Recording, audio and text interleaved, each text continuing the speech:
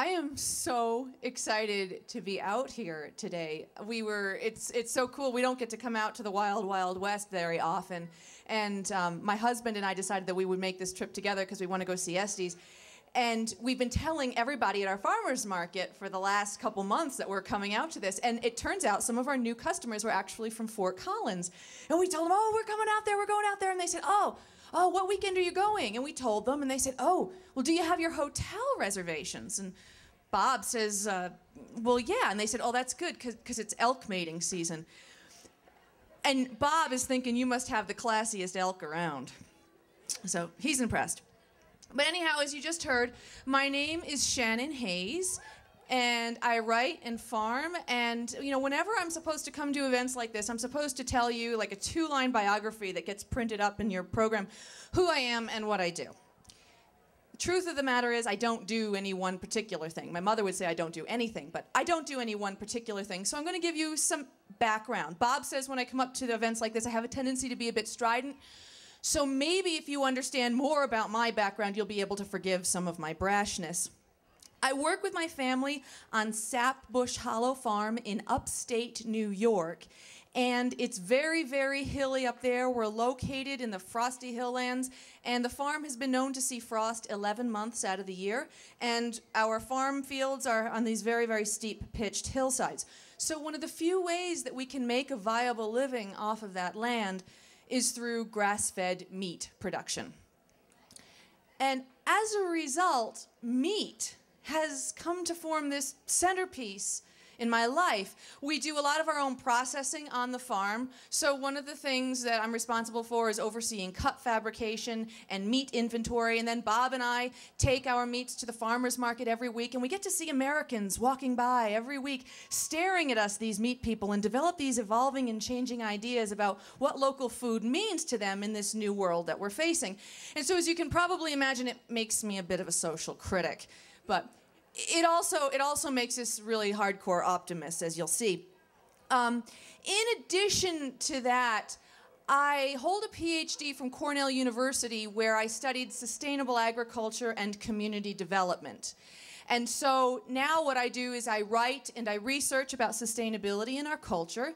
And in addition to that, I write cookbooks about meat, of course. And Bob and I are hardcore locavores. And we homeschool our 2 daughters. Saoirse is age 8 and Ula is age 4. So if you can think about this background a little bit, you might be starting to get an idea that if I'm homeschooling 2 kids, they're getting some real interesting lessons by this point.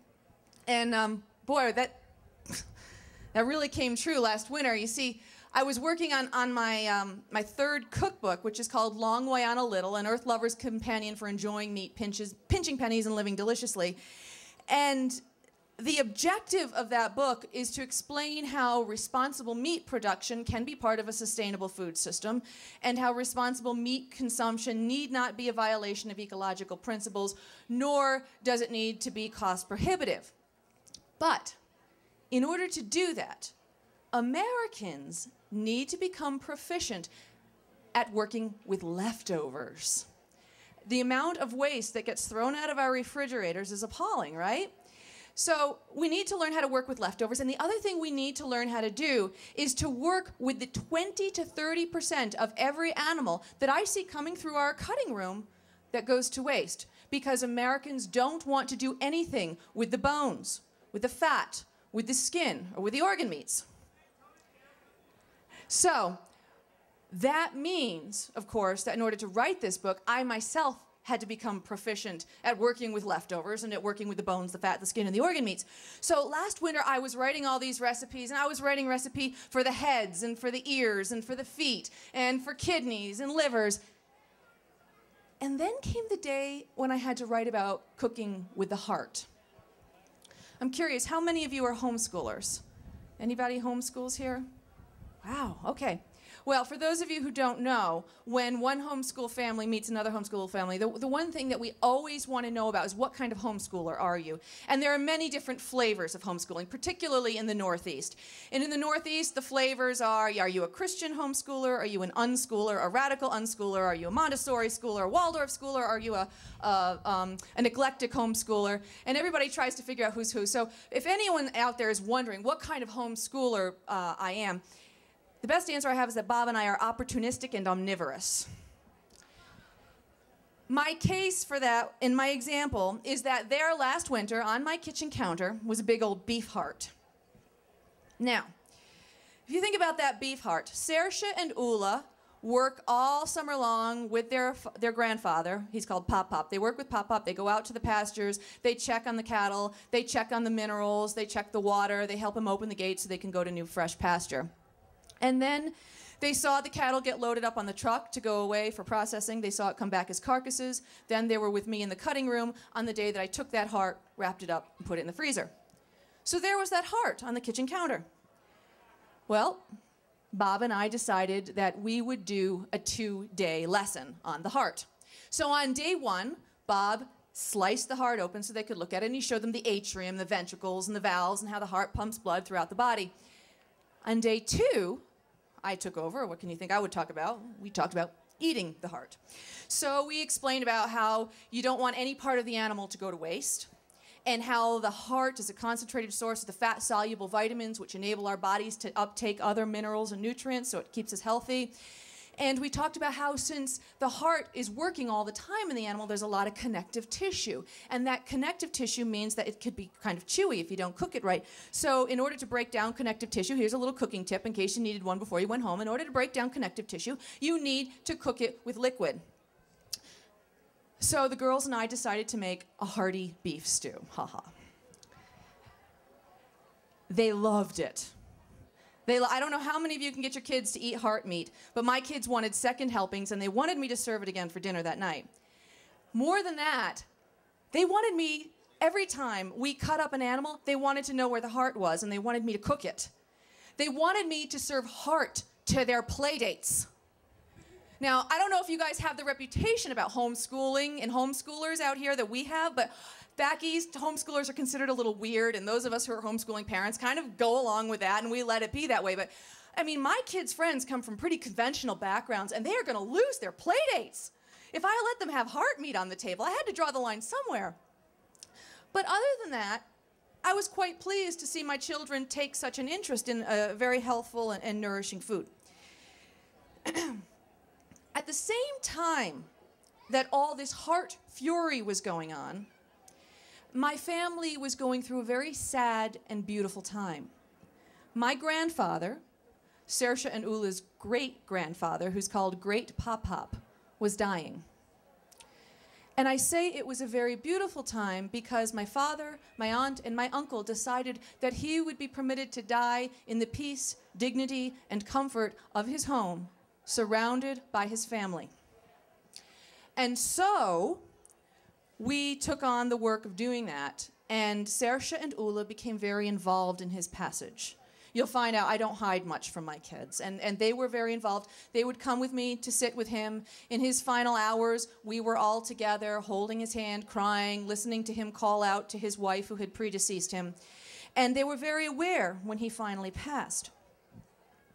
I don't know how many of you have ever lost loved ones before, but if you have, you know that the minute that passage takes place, chaos breaks loose. There's all this paperwork to do. I mean, they're dead. Why is there paperwork? But there's paperwork that has to be done. And then you have to make all these phone calls, and these relatives and friends are flying in from all over the country, and it gets very busy. And if you're a mom and you live on a farm, you're going through their drawers and you're trying to find tights that don't have, grass stains and holes in them, and dresses that hadn't been worn in with the chickens, and shoes that you could still brush the manure out of and get them presentable for the funeral. And I wasn't paying attention to the fact that Ula, my 4-year-old, was growing increasingly introspective. And she's thinking, and she's thinking. I wasn't paying attention. I was busy. My mom and my aunt and I were each in our respective kitchens, and we were getting ready we were cooking all the food that you have to have for after the funeral. So I'm in my kitchen, and there I am, spooning filling into hard-cooked eggs to make my famous deviled eggs. And finally, Ula tries to get my attention. She climbs up onto the kitchen stool. Mommy? Mommy? Yeah. Mommy? Mommy? Ula engages in recreational questioning. I'm sure you have 4-year-olds who do that. Mommy? Mommy? Mommy? Over and over again. So when you're really stressed, it can fray on the nerves. So finally, what? What? Mommy, what will we do at the funeral? Oh, that's an easy question. A funeral is where we're going to say goodbye to Great Pop Pop. Mommy? What? Meanwhile, spooning my egg filling. Mommy, are we going to cut up Great Pop Pop and eat his heart? Egg filling spilled down my wrist as I gaped at my daughter and noticed she suddenly bore a startling resemblance to Jeffrey Dahmer. I wish I could say I had an insightful response, something intuitive, something magical and understanding. I squawked like a chicken. And then I realized, what do we do with anything that dies on the farm? We make good use of it. We cut it up. Saoirse and Ula eat the heart. For those of you who might be worried that the memory of my grandfather has been violated, I want you to know that that man came through the Great Depression. He was 92 years old when he passed. He was extremely resourceful. And I know he was grinning from ear to ear in the next realm at the connections that his great-granddaughter was making. But I remember that I'm going to have to do a homeschooling lesson on cannibalism one of these days. Anyhow, unconventional homeschooling methodology aside, this background of writing and farming and cooking has carved out a bit of a niche for me at these sustainability gatherings. Because you see, producers, farmers and producers, have been coming to events like this for quite some time now. Seeking a pathway around the ecological and spiritual dead end that is so often proffered by industrial agriculture, producers have been seeking ways. They come to conferences like this to learn about sustainable practices, to learn about on-farm composting and organic pest management and biodynamic production methods and holistic grazing systems. Rather than blindly following industrial agriculture's mandates to apply pesticides for pests or herbicides for weeds, these producers were seeking to employ their minds in service to their ecosystem and to discover the solutions that Mother Nature could offer us if only we could learn how to farm in harmony with her. So if I gazed out at an event like this, you'd see a lot of big, tall cowboy hats and farm caps and big belt buckles and steel-toed boots. It was sort of, the standard uniform for that kind of a setting. But then the farmers' grassroots networks started to expand. And as their grassroots networks started to expand, the audience started to look different. We began to see Mennonites and Amish, and then you had the cowboys and old dairy farmers, and then we had these hippies with nose rings and hipsters with dreadlocks, and they were all coming together under this banner, producer, seeking ways to grow wholesome food for their communities. Well, it took event planners a little while to get used to this, but no sooner had they done that than the audience profile changed again. And that's when I started getting phone calls.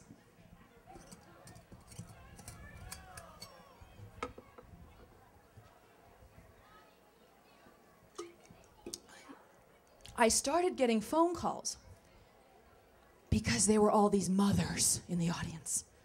Babies strapped to their fronts and tied to their backs. And if that wasn't bad enough, there were these journalists and then foodies and citizen activists and homesteaders and homeschoolers. All of them were coming to these producer gatherings and nobody knew what they wanted. So event organizers got together and they said, well, what are these people about? Why are they here? What do they all have in common? And they said, well, everybody eats. And in Shannon Hayes' family, they don't just grow the hearts, they eat them. So maybe she could have something to say. So I would get these phone calls, and they say, hey, yeah, Shannon, we have this gathering going on. It used to be a producer gathering, but now it's producers and consumers. Producers and consumers. Producers and consumers. I gotta tell you, nobody liked that expression. To suggest that anyone who doesn't own a farm or a ranch is just a consumer is kind of pejorative. But, so, some people tried to get PC about it, and they said, well, it's not producers and consumers, it's producers and citizens. Well, that kind of insults the producers because it suggests that maybe we're not citizens. So for the sake of being brash and a little bit insulting, I'm going to use that expression, producers and consumers, today. And the reason why I'm going to use it is because there's very important history behind it. And if we can understand that history, then I think we're going to see our way into the future far more clearly. You see, the expression producers and consumers didn't exist before the Industrial Revolution. They didn't become separate people until the Industrial Revolution hit the shores of this country. And then, even when they did, producers and consumers coexisted quite peacefully for a good 150 years because, with the exception of the refrigerated rail cars that were transporting some meats and things across the country, most food was grown and produced regionally. But all that changed 60 years ago. 60 years ago is when we had the agricultural industrial revolution, also ironically dubbed the Green Revolution. And this happened as a result of World War II. We had all these companies that got into business with chemicals to help us win the war, and well, we had to figure out how to keep them in business, so someone had the great idea, I know, let's dump it on the food. So that's what we set about doing. The objective of the Green Revolution was to get farmers to rapidly industrialize. Now, they had some benefits from the Industrial Revolution before, some farm implements and things, but to get them to really get efficient and to get so efficient that we could grow enough food to feed the world. Well, what that did was it took all those little small farms that were feeding their communities and put them out of business. And then farming, to stay in business, you had to borrow a lot of debt because there are a lot of very expensive, highly capital-intensive, specific machinery that you had to own. And it started polluting more. The land that people had for farming started getting farther away from people, and the tracts got bigger and bigger. They were applying petrochemicals. The animals were being confined, and it became nasty work. And so our culture started to subdivide. And you started to have the producers over here, less than 2% of the population, and the consumers over here, 98% of the population. It was far more pleasant to go get a paycheck and then buy what you need than it was to engage in that lifestyle over here that was becoming increasingly polluting and was falling under the furrowed brow of some of the public. I want to stop for a minute, and I want to talk to you about what industrialization is about. The goal of industrialization is efficiency. And so, in the name of efficiency, industrialization takes human beings and it divides them into mind workers and body workers. So, if you can picture a pyramid here, at the very top of the pyramid, you have the mind workers. They call all the shots and they make all the decisions and they also make the money. And then at the bottom in industrialization, you have the body workers. And what they were supposed to do was not think. They were supposed to be just a cog in the wheel, and they're supposed to do their job and be grateful for their wages, and they're not supposed to employ their intellect. They're only supposed to use their bodies. They're not supposed to employ their creativity or their sense of craft. Now, farming was a holdout vocation. Industrialization started doing this to other people for a while, but farming held out because we didn't industrialize till about 150 years later. So farming was one of these last vocations where the mind and the body had to work together in order to generate a livelihood. But everyone else had kind of been subjected to this earlier on. And I got to tell you, it wasn't a real popular experiment at first. Americans were by and large pretty self-reliant, and they were only interested in so many industrially produced goods. So in order to make more money, the factory owners had to figure out, the problem here is Americans are satisfying their needs, but we can't make enough money on needs. Americans need to have wants. Enter advertising, enter consumerism.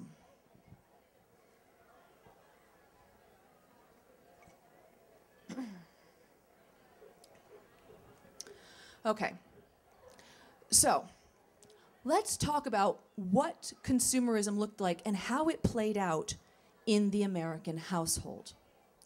Prior to the Industrial Revolution, the household was the sphere of men and women working together.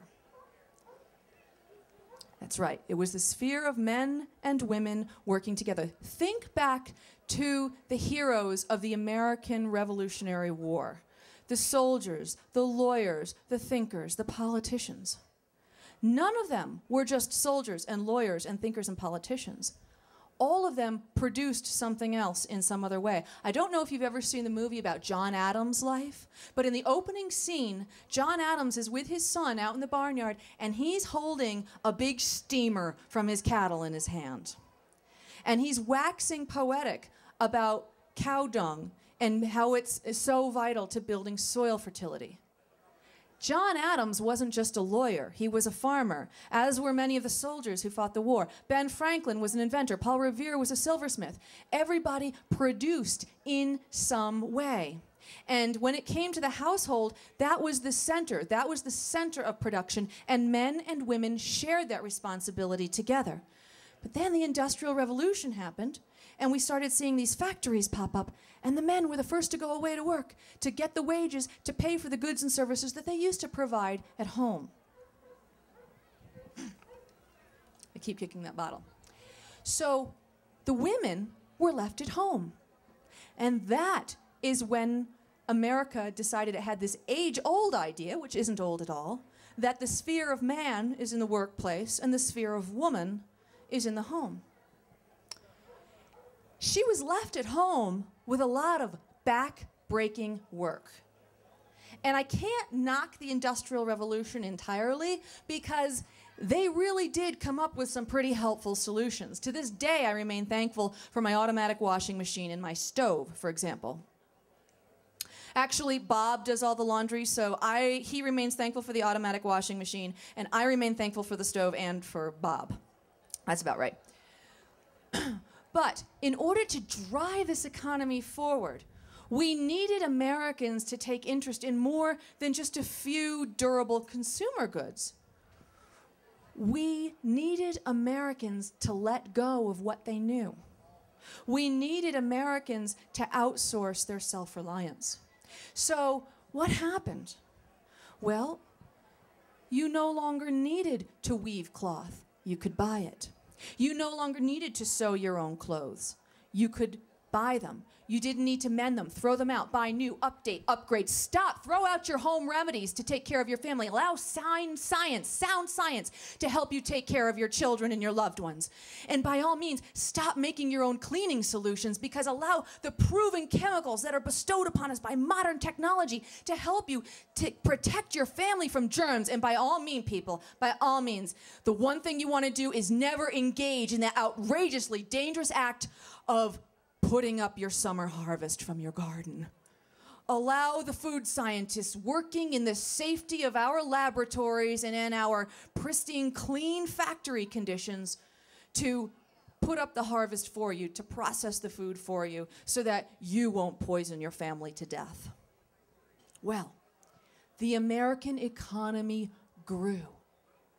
But in order for that vision to come true for everyone, we all needed to forget.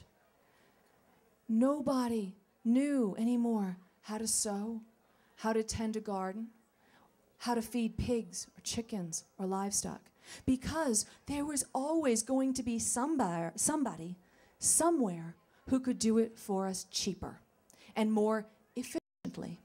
And if they could do it for us more efficiently, well, then all we needed to do is keep collecting that paycheck.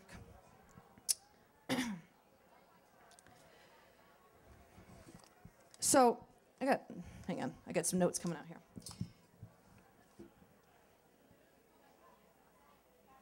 All we needed to do is to keep collecting that paycheck.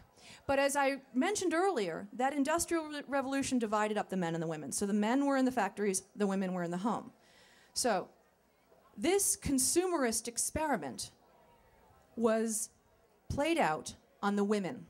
The women were the lab rats for this. We were the ones that were supposed to start with all this purchasing, and we were the ones who were actually controlling how the family spent money, and our craft tradition of homemaking was being outsourced. And it didn't go well. It didn't go well at all. And in 1963, Betty Friedan wrote The Feminine Mystique. And in it, she documented what the medical field had been witnessing for quite some time now, housewife syndrome. Housewife syndrome was where these women who were now stuck in their suburban homes and all they did was sort of drive and buy were discovering that life wasn't all it was cracked up to be. And they were suffering from nervous breakdowns, emotional disorders, and chronic depression. Well, as a result of Friedan's work, women went out into the workforce in droves. The idea was that by generating a second income, the balance of power would be equalized in the household, and women would gain new self-esteem for contributing to society in a more valuable way. Some of that really did come true. There were side effects. For one thing, we drove up the cost of living. The next thing that we did was we gave America a workforce willing to do with the same job at a fraction of the pay. And we started getting fat.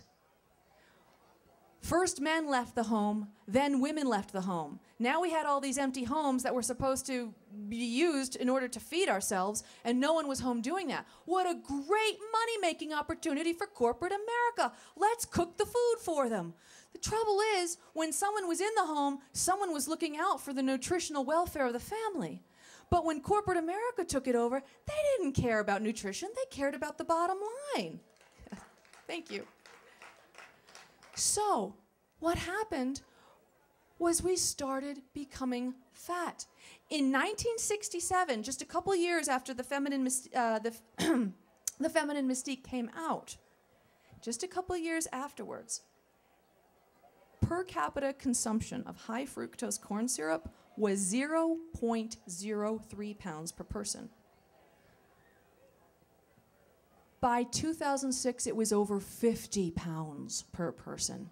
At this point today, in this country, we are in an obesity epidemic. 66% of Americans are overweight or obese. That's the adult. 1/3 of our children are. So, to oversimplify a bit, in the past, every man, woman, and child bore responsibility for producing for our welfare in some way, whether they produced shelter, clothing, food, healthcare, education, or entertainment. We were all responsible in some way. I mean, think about entertainment. That's a great one with kids. Kids don't have to produce entertainment anymore. If you think about how kids played, 100 years ago, they went outside, they had a stick, they had their imagination. In mainstream America right now, entertainment, they went out and they produced their entertainment with their imaginations. But in mainstream America now, entertainment is purchased. It's on a little flat screen that they can carry around in the backpacks, or it gets mounted up on the walls. And it's purchased from a multimedia corporation, and it's a passive activity. But back then, it was also something that was produced. So everybody had to produce for their well-being. And it was critical to our success as a young nation.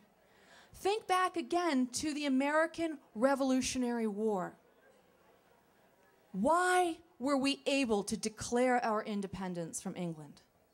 Oh, I know, I learned this in school, right?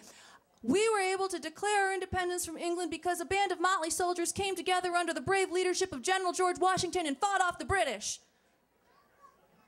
That's part of the story. We were able to declare independence from England because we had the ability to be independent. When the colonists first came to the shores of this country, they were completely reliant on the goods that came over on the British merchant ships.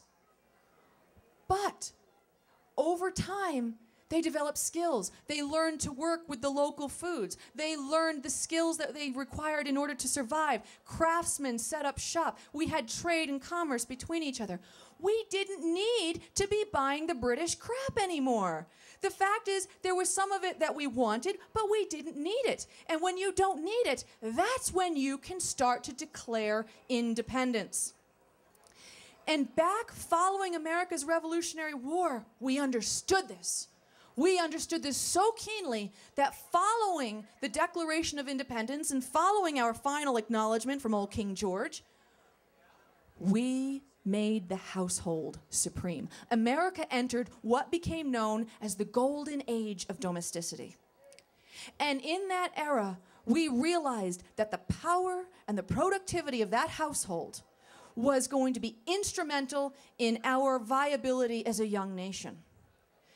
And so what started happening? First of all, we understood the household, that was where you learned democratic ideals. That was where it started, in the family home. And so we started seeing things like the first wave of feminism that came through the country, which resulted in some pretty significant achievements like, abolition and suffrage, nothing minor. And then by 1860, men and women had equivalent literacy rates, girls had as much access to education as boys, and family size was growing smaller. I just got to think about where I am, where I was here.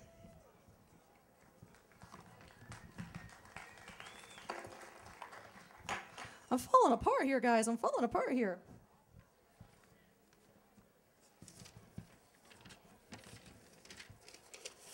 Okay, so not only was family size growing smaller, but women were becoming more influential. Think about Harriet Beecher Stowe, who wrote Uncle Tom's Cabin and became, in Abraham Lincoln's words, the little woman who made this big war. The golden age of domesticity was the last era in this country when the mind and the body were working as one. There was money to be made in severing the mind from the body. There was money to be made in convincing people in the power of efficiency and economies of scale and to let things happen elsewhere.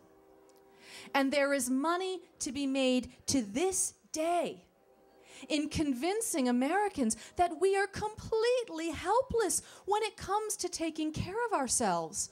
That if we can't get this paycheck, what do we hear all the time? What are we harping about in the news? Oh, it's the jobs, Mr. President. It's the jobs, Mr. President. We need paychecks. We need paychecks. Because we are so completely powerless as a culture to take care of ourselves. I'm not suggesting that we don't need money.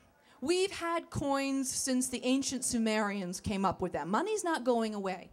But when you have skills, you have the ability to take care of yourself using your mind and your body working together, then money becomes a small part of your well-being portfolio because the rest of your well-being portfolio is coming from the things you know how to do and the relationships that you have, and you can live on significantly less money. So, the money is in convincing us that we're helpless. The money is in convincing us that the only way to survive is to be a consumer. And that, my friends, is why we have the expression producers and consumers. It's more efficient. Can you hear me over the train? Okay. So it's more efficient. It's so efficient now, it's frightening.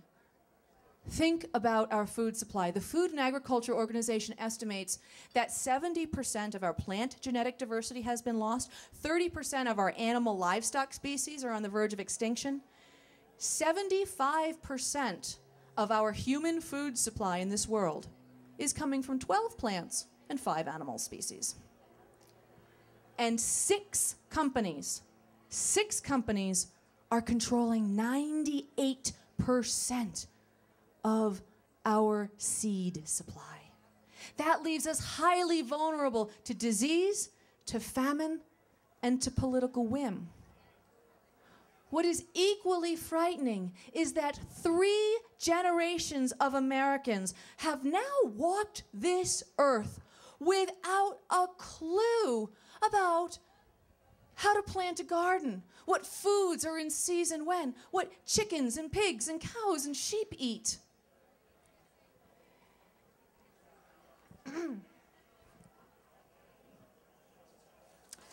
Find out where I am again here.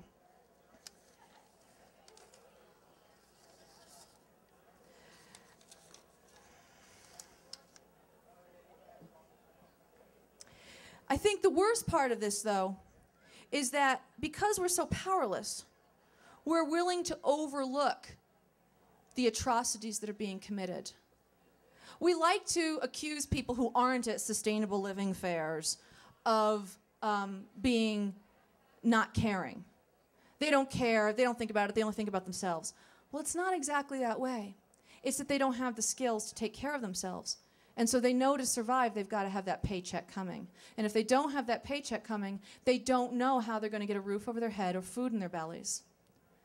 And when they have to just depend on that paycheck, they're going to think of the bottom line when it comes to buying that food. And they don't want to think about the atrocities that are being committed, about the abuses of our soil and our water, about of the humans and the livestock and the rapid fossil fuels that are being consumed.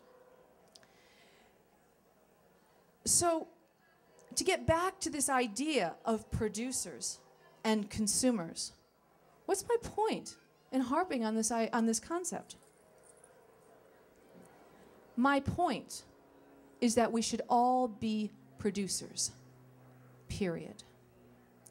Because when everybody produces, when each of us becomes a producer, we increase our personal self-reliance and our household self-reliance. When our household self-reliance increases, our community self-sufficiency becomes a reality.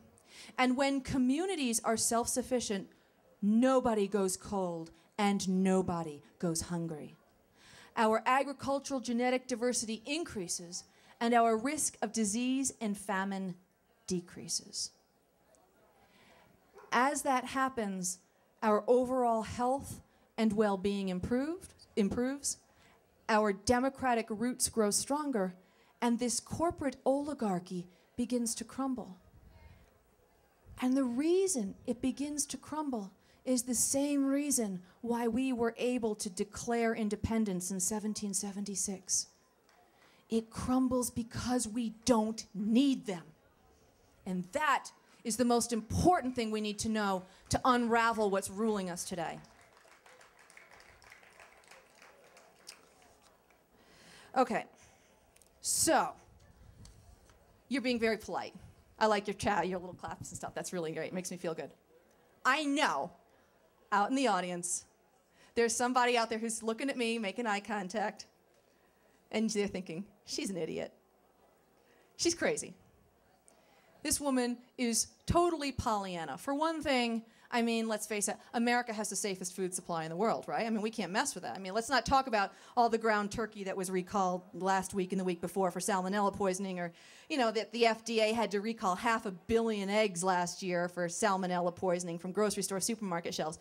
I mean, 500 million. Do you realize that's enough eggs to feed breakfast to every man, woman, and child in this country? Yeah, that's a safe food supply. Or what about the fact that the CDC now estimates, like they said, between 1999 and 2006, 45% of American adults were suffering from chronic illness. Our food is nourishing us? I mean, 45% of us? And we want to call ourselves a superpower? Some people say we need to be doing this kind of thing, growing food and feeding the world, because they can't take care of themselves and the rest of the world.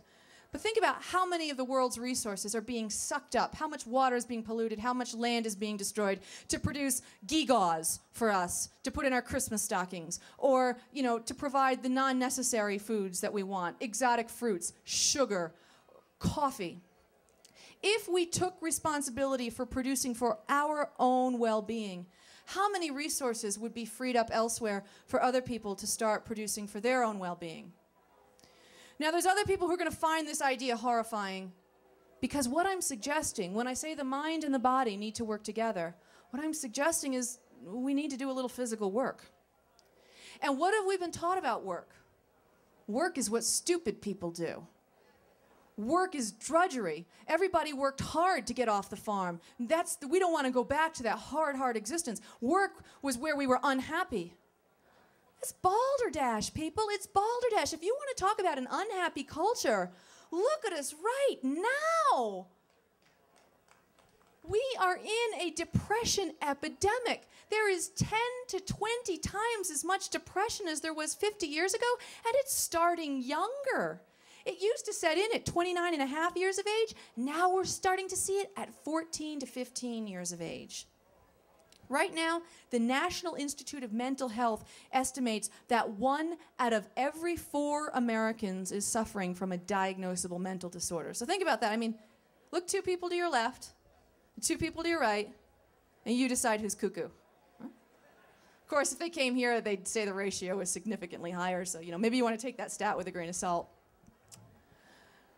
But anyhow, the final thing that people are going to say is this is just plain old dreaming, because it's not like we're walking around with a couple $100,000 in our back pocket that we can just all go out, slap down on some farm. Oh, we're in the West. You slap down on ranches, not farms. I'm from the East. We have farms. You guys have ranches.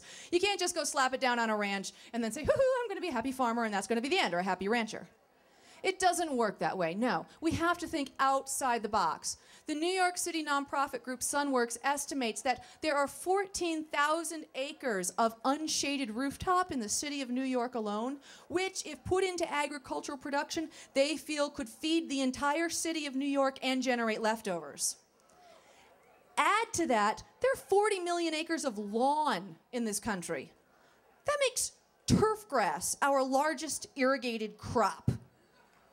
Can you imagine how many chickens and turkeys and zucchinis and tomatoes and backyard pigs the lawns could be producing? And that's not the only way that we produce. There are so many ways to produce. You could be taking local materials and crafting them into simple toys for children. Maybe you can take some of the bones that we're generating on Sapbush Hollow Farm and craft them into the things that they used to be used for, like buttons and needles and crochet hooks. Another thing that you could be doing is maybe you know how to make tools or repair equipment, or maybe you have the ability to write or sing or communicate in ways that enable our communities to be independent from multimedia corporations. There are so many ways that we could produce, but what matters is that we produce more than we consume. When we do, our cost of living goes down, our ecological sustainability goes up, our communities become more self-sufficient in these coming times of fossil fuel scarcity and extreme climate vacillations. The best part is that it's fun. And if you're questioning this, hang around in this audience after this talk lets out, because find some of the wacky people like me who are living this way. And I think you're going to find they're having a great time. We're a little bit kooky. We might be the 1 in 4 that the National Institute is talking about, but really, if you talk to them, you're going to find out that they're doing critical work that is contributing to their communities in a powerful way, and that work is spreading and touching the lives of countless others. So, to bring this around, hang on.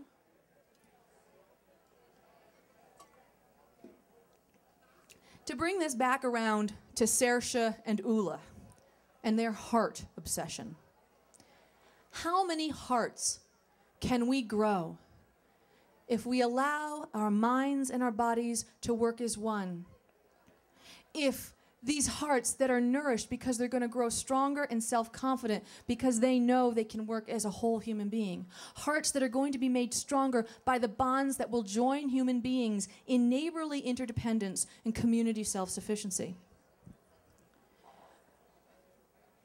We're facing a time of incredible change right now. Incredible change. I don't know if you heard, I'm from Schoharie County, and I don't think it made the national news, but when Hurricane Irene didn't hit New York, they didn't really talk about where it did hit. It hit my community. And we've been obliterated, and we've seen firsthand what these extreme weather patterns can do. It's frightening. We're facing extreme weather patterns. We're facing dwindling dollar values, dwindling fossil fuel resources, dwindling opportunities for conventional employment. And in the face of all of this, if there's one thing I want to leave you with today, it's that it's okay to be hopeful. It is absolutely okay to be hopeful. Because if we can face these things and stare them head on and deal with them, what we're going to notice is all these trappings of this material culture are finally being stripped aside, and we're going to be pushed to become a truly beautiful society. And we stand the chance, as human beings, we are being given the chance to finally become a beneficent species on this planet. And I think that's so exciting.